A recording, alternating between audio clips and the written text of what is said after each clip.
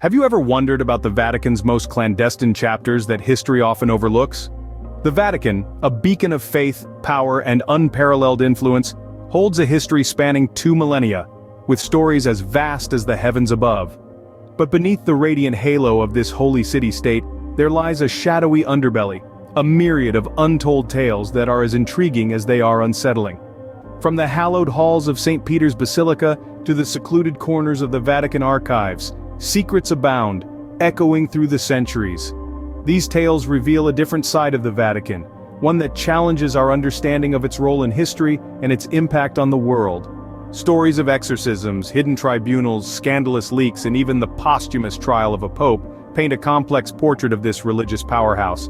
So buckle up as we are about to delve into the shadows of the Vatican's past, starting with an astonishing record of exorcisms. Can you imagine one man performing 160,000 exorcisms over 6 decades? This is the astonishing record of Father Gabriele Amorth, the late chief exorcist of the Vatican. For 60 years he dedicated his life to driving out demons and combating the devil's influence, a task that took him to every corner of the globe. But this practice was not confined to him alone. The Vatican, in fact, has a long history of exorcisms, a tradition that continues to this day. In 2018, the Vatican even hosted an annual workshop for priests worldwide, educating them on the rites and rituals of exorcism. This curious tradition is an integral part of the Vatican's history, a testament to its centuries-old battle against evil. But the Vatican's mysteries run deeper, with allegations of aiding Nazi war criminals. Indeed, the Vatican's dark past hides a myriad of secrets, waiting to be unearthed. What if the Vatican was a sanctuary for Nazi war criminals seeking refuge in South America? This question is not as far-fetched as it may sound. Following the end of World War II, allegations arose implicating the Vatican in a clandestine operation to help high-ranking Nazi officers escape justice. This operation allegedly facilitated their safe passage to countries in South America, such as Argentina and Brazil. Harvard researcher Gerald Steinacher, in his illuminating book, suggests that the Vatican's involvement in this covert operation was driven by a desire to revive European Christianity and a fear of the growing influence of the Soviet Union. However, the Vatican has remained conspicuously silent on these claims, neither confirming nor denying them, leaving a shroud of mystery surrounding this chapter of their history. The Vatican's ties with the Nazis don't end there. They may have profited from the Holocaust. More on this in the next segment. Stay tuned. Could the Vatican have profited from the horrors of the Holocaust?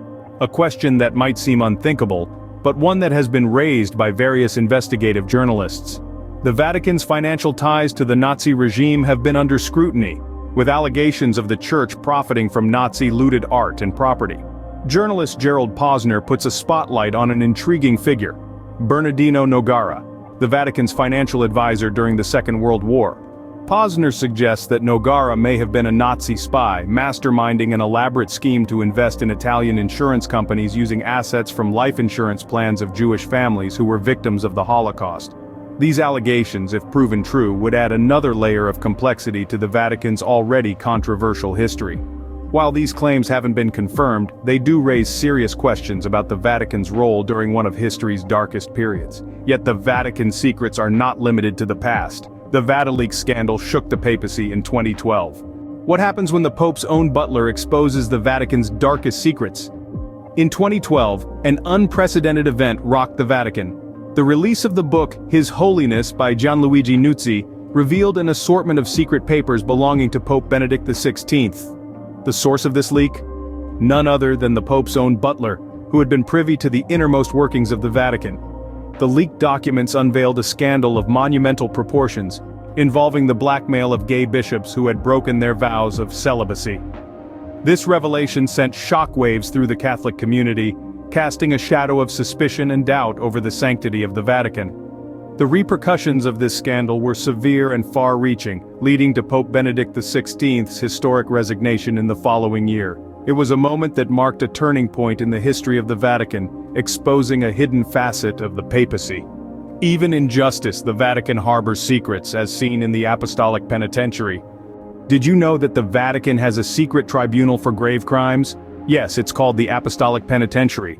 This clandestine court was established in the 12th century, in the year 1179, to be exact, but its existence remained shrouded in mystery until it was disclosed in 2009. The Apostolic Penitentiary's role is to investigate the most serious of sins, those considered so grave they can only be absolved by the Pope himself acting as the major penitentiary. These sins include dire offenses such as attempting to assassinate the Pope, or violating the sacred secrecy of confession. It's a fascinating, if somewhat unnerving aspect of Vatican justice that reveals a hidden dimension of the Church's inner workings.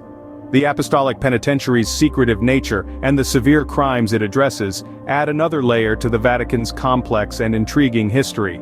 Our journey through the Vatican's shadowy past concludes with a macabre event, the Cadaver Synod. Have you ever heard of a dead man standing trial, especially a pope? This might sound like a twisted tale from a horror novel, but it actually happened in the 9th century during the infamous Cadaver Synod. The focal point of this grotesque spectacle was Pope Formosus, who had been dead for 7 months before he was put on trial.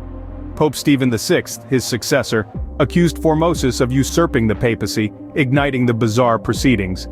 The Church exhumed Formosus's body, and it was placed on the stand for judgment.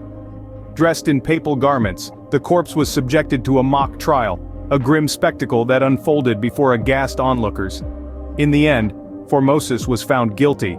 His papal garments were stripped, his body mutilated, and he was cast into the river Tiber.